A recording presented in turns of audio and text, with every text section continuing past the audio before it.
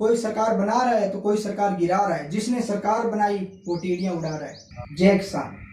दोस्तों, कल हमने वीडियो बनाया था, स्वाभाविक बात है उसे प्रतिक्रिया आनी थी। जिस तरीके से प्रतिक्रियाएं आई, हमारा पूरा विश्लेषण करेंगे। आज जितने भी मेरे पास मैसेज आए उनमें से जो 3-4 मैसेज है उनका मैं जवाब देना चाहूंगा, और बाकी आप लोग भी देखना मैं बोल रहा हूँ वो सही है या बाकी उन्होंने कहा है वो सही है, आप खुद मूल्यांकन करना। सबसे पहले जो मैसेज आता है उसमें ये लिखा हुआ होता है, काफी सारे मैसेज, वो एक मैसेज नहीं, उस तरीके से 5 या 10 मैसेज आ गए। वो मैसेज लगभग जो मैसेज आए वो उनके ही आए जो बच्चे एग्रीकल्चर से ग्रेजुएट है या ग्रेजुएशन चल रही है उनका क्या मानना है कि ये बेचारों की मजबूरी थी। 30 दिन हो गए उनको, दिन रात लगे हुए हैं वो, तो इनकी मजबूरी थी दारू पीना, जो एंजॉय कर रहे थे, जो पार्टी कर रहे थे, आपने वीडियो में देखा। अब उन समाज के कोरोनाओं को कौन समझाए कि आपातकाल चल रहा है, जो टीडीआई हुई है वहां आपातकाल लगा हुआ है, चाहे दिन हो या रात हो। आपातकाल का मतलब होता है 24 घंटे आपको ड्यूटी देनी है तो देनी है, इसके लिए आपको तनख्वाह मिल रही है। अगर आपको ये लग रहा है कि ये काम आपसे नहीं होगा तो रिजाइन दीजिए, अपनी नौकरी को छोड़ दीजिए, ऐसी नौकरी को जो आप कर ही नहीं सकते। फायदा क्या है उस चीज का?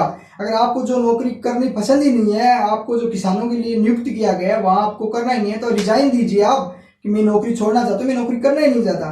क्योंकि भैया पैसे आते हैं, लाख लाख रुपए आपकी तनख्वाह आती है ना, वो खींच के लाती है इधर, ठीक है ना। अब दूसरी चीज क्या आती है, इसके कंपैरिजन करते हैं हम डॉक्टर से।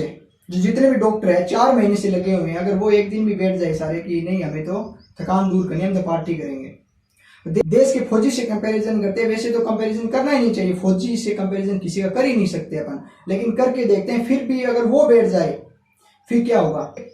फौजी की नौकरी से तो ये कठिन नहीं है। जो जितने साल नौकरी करता है पता है आपको, ग्लेशियर के अंदर उसके पाँव गल जाते हैं उसे बर्फ से, और जैसलमेर की गर्मी की उसके चमड़ी है ना, ऊपर की चमड़ी जल जाती है वो, तो उससे तो कठिन नहीं है। और ये जो समाज के जो ऐसे लोग हैं ना, जो ये मंद बुद्धि लोग बोल रहे हैं कि उनकी मजबूरी थी पीना, उनकी थकान, ठीक है, अच्छी बात है, उनकी थकान तो किसानों ने दूर कर दी। और दूसरी बात, किसानों को भी बोलना चाहूंगा, जो किसानों ने इनके साथ मारपीट की, मैं उनकी कड़ी निंदा करता हूँ। ऐसा नहीं करना चाहिए। उनको प्रशासन को जानकारी देनी चाहिए थी कि हमारे इलाके में अधिकारी काम नहीं करे, दूसरे अधिकारी लाओ। लेकिन प्रशासन क्या कर रहा है इसका भी अपन थोड़ा पता करते हैं। आज के समय में कांग्रेस की सरकार है राजस्थान के अंदर, लेकिन कांग्रेस का एक भी विधायक अपने विधानसभा क्षेत्र में नहीं है, बड़े बड़े होटलों में बैठा है और क्या कर रहा है पता है आपको? शोले मूवी देख रहा है, आप भी देखिए।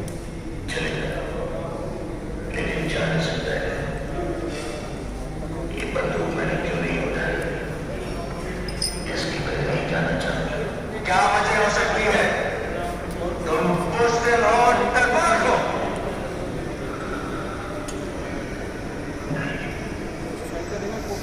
बहुत लंबी कहानी है।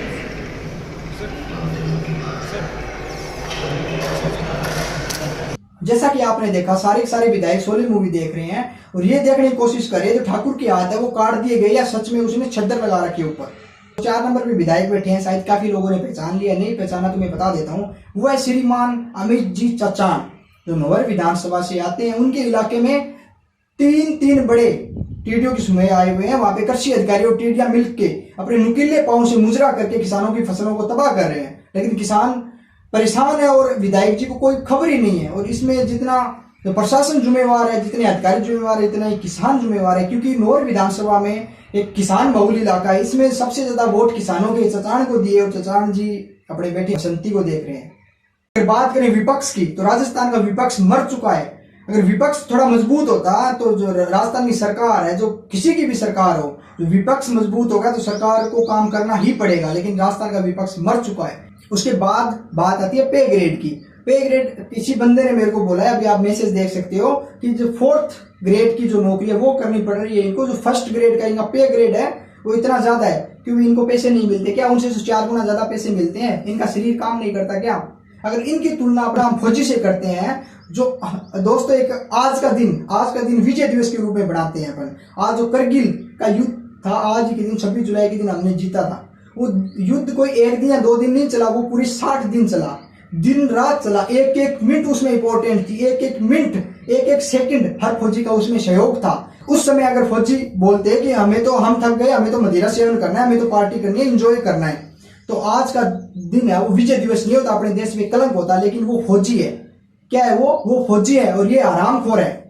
ये अपनी ड्यूटी से भाग रहे हैं। सीधी सी बात ये है कि आपको काम करना पड़ेगा, कभी सुख के दिन, कभी दुख के दिन, कभी ऑफिस के अंदर एसी वाले रूम में, कभी कड़कती धूप में, कभी रात में, कभी छांव में, कभी दिन में, तो आपको काम करना पड़ेगा। आप किसानों के लिए नियुक्त हुए हो, तो किसानों के जो हर समस्या है, चाहे समस्या ऑफिस तक सीमित हो या समस्याएं फील्ड में हो, आपको उसका निवारण करना ही पड़ेगा किसी भी हालत में। जिस तरीके से आपको नियुक्ति दी गई है, जो जिम्मेवारी आपको दी गई है, उसको आपको निभाना आपका फर्ज है। जितनी भी प्रतिक्रियाएं आई है उनमें से लगभग 95% जो अधिकारियों के प्रति सहानुभूति की आई है, उन लोगों की आई है जो या तो नियुक्त होने वाले हैं पद पे या फिर अधिकारी पद की तैयारी कर रहे हैं। आज जो पद पे नियुक्त नहीं है फिर भी उनको उनके लिए इतनी ज्यादा सहानुभूति है उस पद के लिए, और इतने ज्यादा उनके कमेंट आए हैं, तो अपन यहाँ से अंदाजा लगा सकते हैं उनकी बुद्धि किस दिशा के अंदर है और भविष्य में किसानों के लिए कितना काम करेंगे। ये हम यहाँ से देख सकते हैं, वो किसानों का कितना जीवन परिवर्तन करेंगे। यही लोग हैं जो ऑफिस के अंदर बैठ के मीडिया को कहेंगे कि आत्महत्या करना एक आखिरी रास्ता नहीं था, उसके सिवाय बहुत सारे और रास्ते थे, किसान को ऐसा नहीं करना चाहिए था। यही लोग बोलते हैं,